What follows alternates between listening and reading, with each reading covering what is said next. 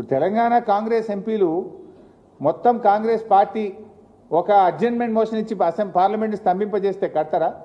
లేదు 8 మంది బీజేపీ ఎంపీలు మా తెలంగాణకు అన్యాయం జరుగుతుంది మేము రాజీనామా చేస్తామంటే దెబ్బకు దిగిరాదా ఢిల్లీ? ఇవాళ ఎందుకు చంద్రబాబు నాయుడు చేతుల్లో ఢిల్లీ ఉంది? ఎంపీలను చూసుకొనే కదా. మరి మన ఎంపీలు నిర్ణయించుకోవాలి. మిమ్మల్ని ఎంపీలు చేసింది తెలంగాణ హక్కులు కాలరాయడానికా, తెలంగాణ హక్కులు కాపాడడానికా? తెలంగాణ బీజేపీ ఎంపీలు ఆలోచించాలి. ఇలా ప్రజలు ఆలోచిస్తున్నారు.